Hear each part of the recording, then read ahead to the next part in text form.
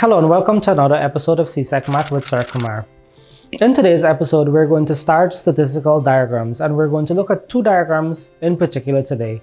So the first one that we're going to focus on would be the pie chart, and that is we're going to give you a definition of what the pie chart is, and then we have some questions that we have to solve. We're going to work out the portions of a pie chart and then construct the pie chart, and then we have one where they gave you the portions and then you have some calculations to do. After the pie chart, we have to look at the line graph, and then we have examples where we're going to use tables and construct the line graph. The first statistical diagram that we're going to look at is the pie chart. So a definition: a pie chart is a circular diagram similar to a pizza, which is a way of representing statistical information. The circle is divided into sectors similar to the slices of a pizza of varying sector angles or area. Each sector angle is directly proportional to the information that it is representing. And then you have here the advantage of using the pie chart is that it shows how a whole quantity is divided into parts, and then they're saying all the parts of a pie chart must add up to 360 degrees. Remember, the pie chart is a circle, right? And a complete rotation is 360 degrees. So even though they gave you numbers, you have to convert those numbers into angles. So you see here there's a varying sector angles. So you have to convert those numbers given or the raw data given into sector angles for us to construct the pie chart. Now, this is SBA season, and most students in the first question of, let's say they're doing a questionnaire, they would ask a biodata question, which is the gender, male, female. So I have a similar example, but in this one, I'm looking at males and females playing volleyball. So you have here, the table below shows the number of males and number of females in grade 11 business who play volleyball. Construct a pie chart to represent the data given. So we know they give you 12 males and they give you 16 females. I just can't use 12 and 16 and construct my pie chart.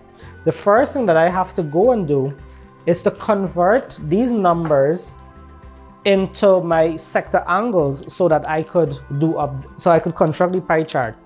So let's do the calculation for that. So the first thing we have to do is we have to add our students. So the total students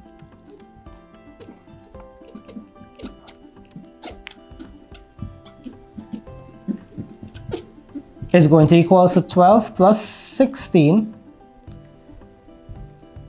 and that is going to give me 28.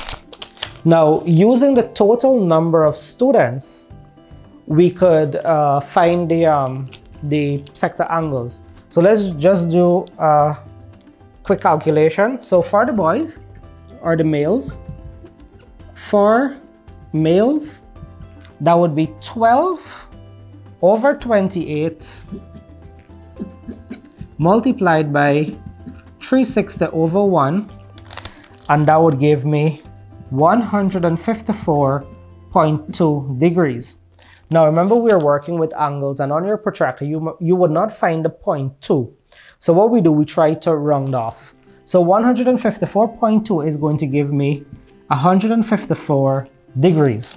So for males, the sector angle is going to be 154 degrees, and for females it would be 16 over 28 multiplied by 360 over 1, and that's going to give me 205.7 degrees. And this is more than 5, so we say it's 206 degrees. So now if you add 154 and then you add 206, you would get 360 degrees, right? Now using these degree angles that we have there, we would now construct the pie chart. So some questions would say they wanted pie chart with a given radius, right? Remember, the radius is from the center to the circumference. So if they gave you, or they identify a radius that you have to use, you use your compass, you place the point at 0, and then you open the pencil to whatever radius they're asking you to use, and then you draw the circle. But in this case, we don't have a given radius, so we're just going to draw a circle. So the first thing we have to do is we have to draw a circle. Now, remember where your compass point would be the center of this pie chart. So for me, I would have to put the center because I don't have a compass point to actually put here, right? So once you see the compass point on your paper, you put a dot there, so that becomes the center. And after you identify the center, you're going to draw a straight line from the center to the circumference, right? So this is your first line, and this is where you're going to start your pie chart. So now if you look at your protractor, you would see the center is at the middle, and then you have all the angles, right? So you put the center of this protractor here, and you ensure that this line is on the line that you would have drawn from the center to the circumference. So you place your protractor at the center and ensure that it is on the line, and then you have two sets of numbers, right? And if you notice, we're working from this end, so we have to use the end that starts with 0, and that means we're using our inner set of numbers. So the first degree we have to look for, the first angle we have to look for is 154 degrees. So we check 90, 100, 150. So between 150 and 160 is 10. So I need 154. So I'm going to check, this is 155. So 154 would be somewhere there. In most cases, when you're doing the construction of your pie chart, you would end up putting the dot on the outside based on the size of the circle that you're using, and also because of the protractor. So what you have to do is from the center, you take a ruler and you put the ruler in such a way that it's in line with the point that you made outside. And once they're in line, you draw a straight line. Now this line, these two lines here, this is 154 degrees, and the other end is going to be 206 degrees. In some cases, they would ask you to label the pie chart. So up here would be males, and you say 154 degrees, and here you say females, and you put 206 degrees. Now when you label the diagram, it makes it easier for the examiner to know the size of the angle. So when we're marking, we would use a protractor, and we're just going to use it to verify that the angles that you have is indeed the one that you stated, right? So again, this one needs to be as accurate as possible, so that when you add it up, you get, or when we measure the angle, as a matter of fact, it's 154 degrees, and when you check the other one, it should be 206 degrees. Well, in this case, we're only dealing with two parts, right? So once you do the first one accurate, then the remainder is going to be 206. And if you want to just verify, our protractor has 180, so we just can't put it there. But what we could do, we check straight, which is going to be the 180, and then we check the angle of the little piece, and that's how you get the 206 degrees. So remember, the first thing you have to do is to convert our raw data into angle portions, and then we use those angles and construct the pie chart. Our second example, we're still on pie chart. So you have a table here. The table above gives the number of graduates by subject from a teacher's training college in 1992. And you have three parts. The first part is to calculate the total number of teachers that graduated in 1992. The second part is to determine the sector angle that will represent the number of teachers graduating in each subject area. And the third part is to construct a pie chart to represent the information given. So we're going to start solving. So the first part asks us to calculate the total number of teachers graduated in 1992. So the total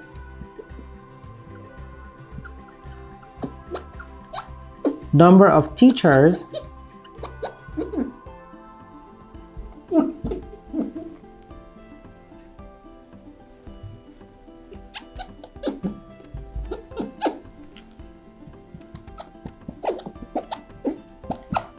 of teachers graduated in 1992 is going to be 17 plus 25 plus 10 plus 15 plus 23. So that's 17 plus 25 plus 10 plus 15 plus 23.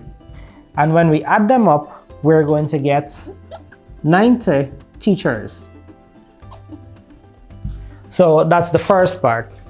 Just adding number of teachers for each subject area. The second part asks us to determine the sector angle that will represent the number of teachers graduating in each subject area. So now we have to go to each individual subject, use the number of teachers here over the total number of teachers multiplied by 360. So let's start. So the first one is mathematics.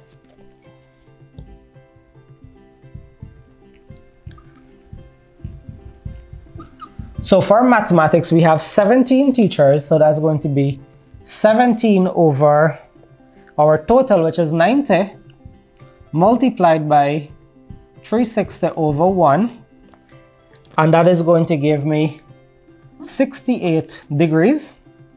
Then we go to English. English is going to be 25 over 90. So that's 25 over 90 multiplied by 360 over 1. And when we work it out, we're going to get 100 degrees. Then we go to physics, which is 10. So that would be 10 over 90. That would be 10 over 90 multiplied by 360 over 1. And that's going to give me 40 degrees. Then we go to chemistry, which is 15. So chemistry, that would be 15 over 90 multiplied by 360 over 1. And that's going to give me 60 degrees. And then the last one is history. And history is 23.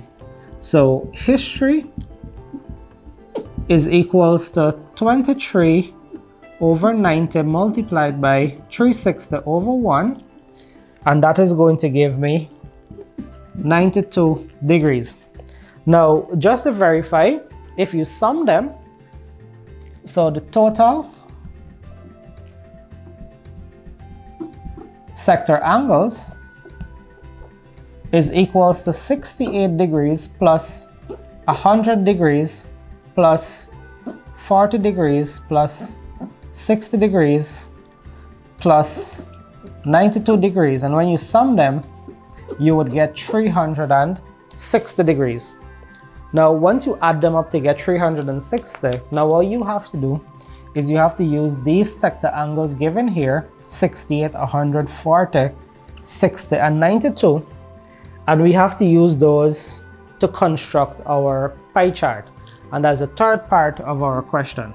All right, so let's start constructing the pie chart. So again, remember the first thing you have to do is to open your compass and then you draw a circle.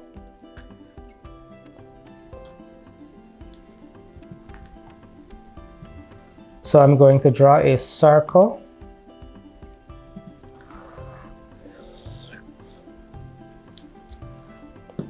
And remember where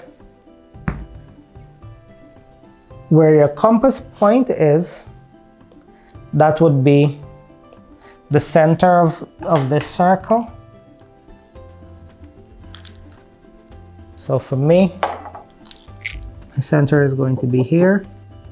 And after you identify the center, you mark the center, you're starting with a straight line from the center to the circumference.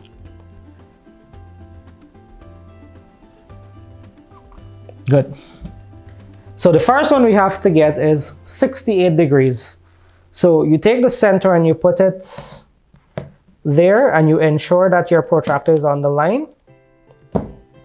And my first angle is 68. Again, we're starting from 0. So we go 0, 60, this is 65, 66, 67, 68. So I'm going to put the mark on the outside, and then I'm going to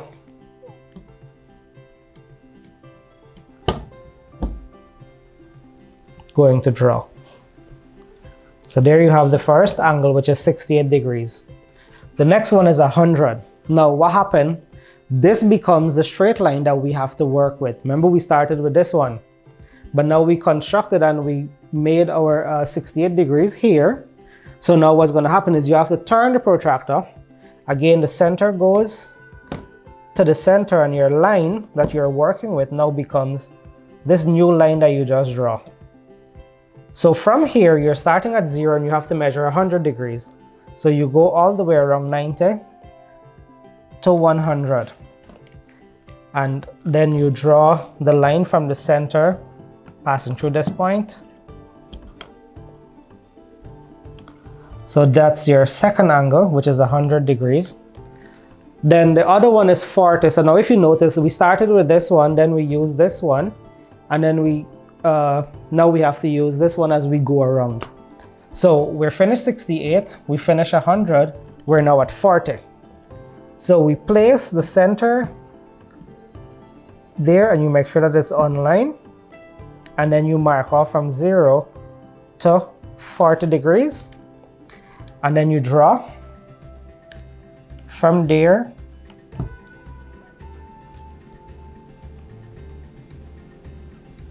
so that's 40. Now we're using this line. Our next angle is 62 degrees. So the center, and using our new line, we have to check 60 degrees, so 0 to 60, and then we draw. So once your angles are accurate, then the last portion would be 92 degrees, right? So just try to get your angles as accurate as possible. So the last one would be the last number you have to get here, which is 92. So now that you have finished constructed all the parts, we now have to label it. So the first one is mathematics. And that is 68 degrees. Then you have English, and that is 100 degrees.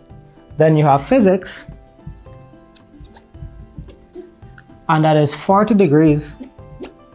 Then you have chemistry, and that is 60 degrees. And your last one is history, and that is going to be 92 degrees. So this is the third part completed.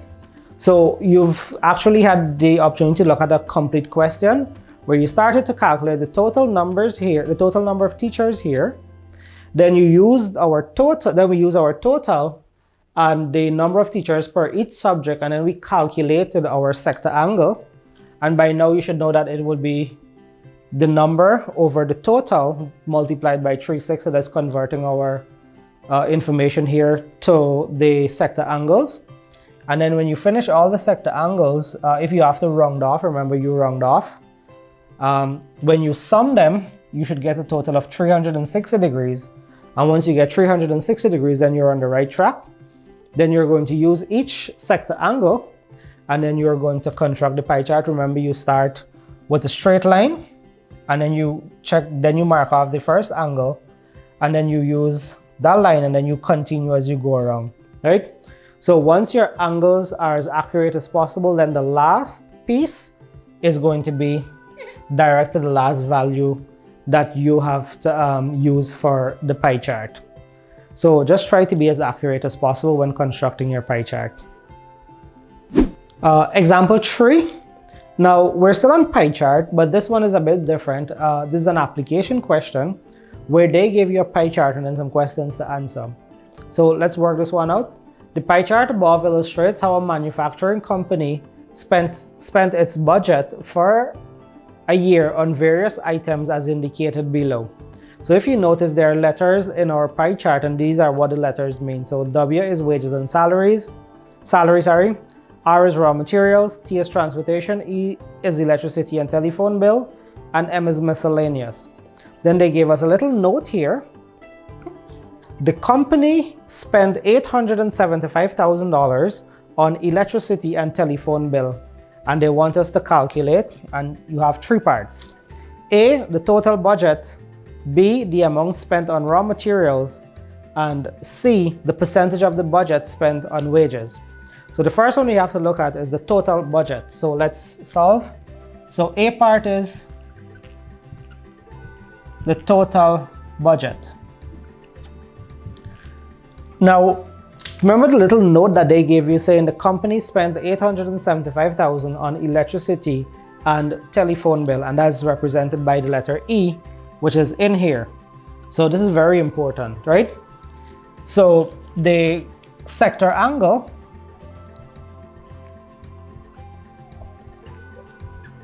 for electricity and telephone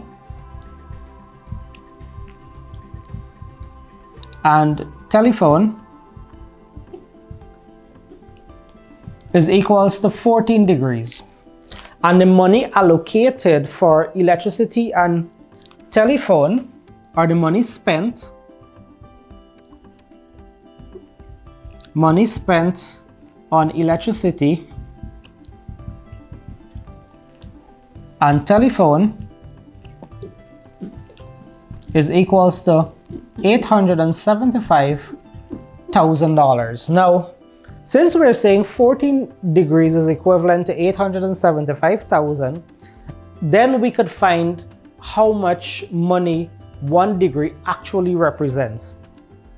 So to find for 1 degree, or for this one, it's going to be, I'm just going to say 1 degree is going to be 875,000 divided by 14. And when we divide it, we're going to get 62,500. Now, each degree represents 62,500. Therefore, the total budget, now if it's a total budget, then we're looking at the entire circle, right? And we know that this entire circle is 360 degrees. So the total budget is going to be 360 multiplied by the value for 1 degree, and that is going to be 62,500. And when you multiply 360 by 62,500, you're going to get 22,500,000.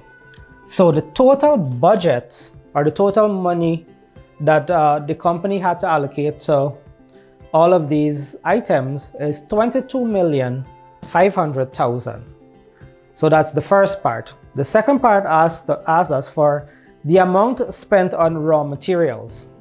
So they want to know the amount spent on raw materials. Now, if you notice, raw materials according to this is represented by R, but they didn't give us the sector angle for R. So the first thing we have to do is to find the sector angle for R. So R is equals to 360 subtract the others, which is T, E, M, and W.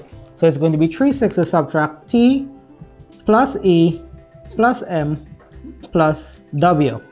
And this is going to be 360 subtract 53 plus 14 plus 18 plus 107.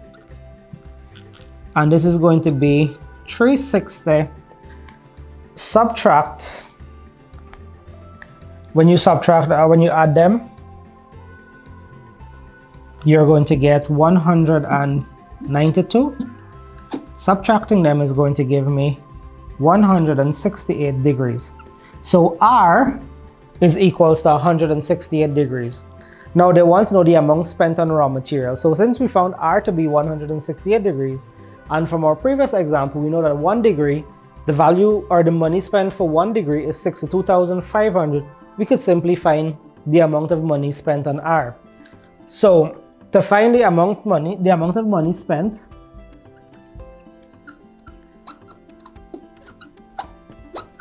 the money spent on raw materials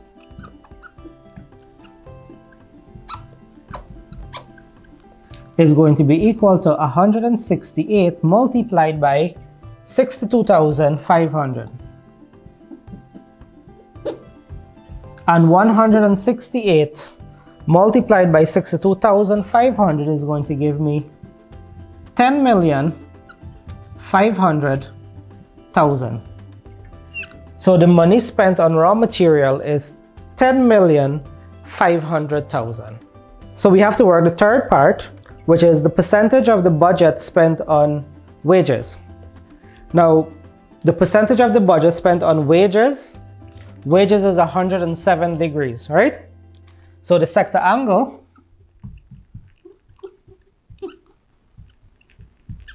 for wages is equals to 107 degrees. Now remember, when we're converting the percentage, we have to multiply by 100. So to find the percentage of this 107, it's going to be 107 degrees of 360 degrees. Okay, remember the entire rotation is 360, and we're multiplying it by 100. So 107 divided by 360 times 100 is going to give me 29.7%. So the percent of the budget that accounts for wages is 29.7 degrees. The second statistical diagram that we're going to look at is the line graph. And a quick definition: a line graph shows the data by means of drawing a line. A line graph is a graph constructed by joining a set of points together in a consecutive manner. The set of points represent known values of a given variable. And we're saying that line graphs are very good to show an upward and downward trend. Now, as the name suggests, line graph, it's a graph with lines. And you remember the pie chart gives us a graphical representation of, you could see how the portions are allocated. But in this one, all you have is a line, and it's very good to show trends. So you have an example here. The table below shows the quantity of bananas, and as in ton, grown annually on a farm over the period of 1986 to 1993. And you have the years at the top, and then you have the quantity listed below. So the first part of our question is to draw a line graph to represent the information given in the table. Now, here we have a grid. We call this we have to draw our Cartesian plane, which is the XY axis. So up here is my Y axis, and here is our X axis. Now, when doing line graphs, it is advised for us to put our years on the X axis, and we put our quantity on the Y axis. Now on a graph paper, you have the 1 cm graph paper, and then you have the 2 cm graph paper. What we could do is, with a graph paper, we use 1 cm to place our years at the bottom. So let's put in the years. So we have from 1986 to 1993. So here would be 1986, 1987, 1988, 1989, 1990,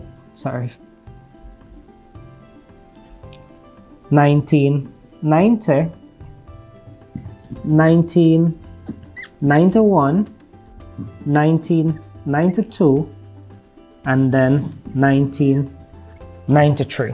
So I'm using these lines as the years. And now along the y-axis, we have to put in our quantity. So we start with 0. So it's 100, 200, 300, 400, 500, 600. Now we number on our y-axis based on the data that we have to input on the graph. Now that you're finished numbering, we have to label our axes. So the x-axis represents year, and the y-axis is quantity, and this quantity is in tons. Good. Now that we finished labeling, let's start plotting the graph. In 1986, we had 50, and if you notice, I have 1, 2, 3 boxes to represent 100. So 50 is going to be 1.5.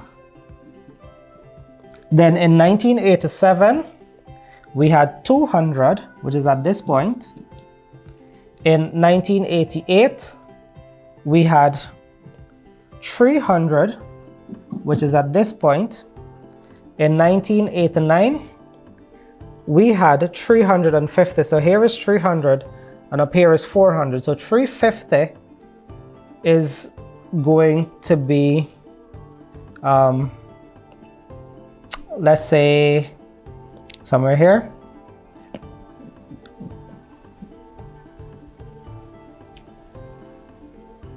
No, it's in the one above. No, it's the one above, yeah. So 350 is going to be in the middle here. Then we have 1990, which is 450. So on 1990, we go 400. In the middle here is going to be 450. In 1991, we had 200. So we're coming down back to 200. In 1992, we had 500, which is all the way up here. And then in 1993, we had 600, which is all the way up here. Now that we finish placing our dots, what we have to do next is to connect our dots. So connecting our dots,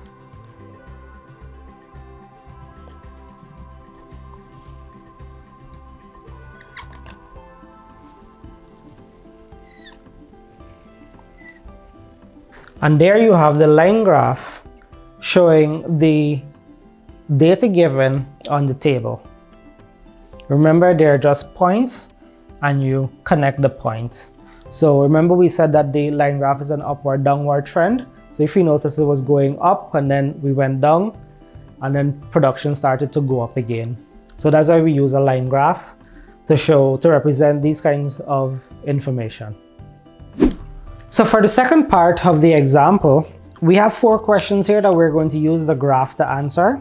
So the first question is the period when there was the smallest increase in the quantity of bananas.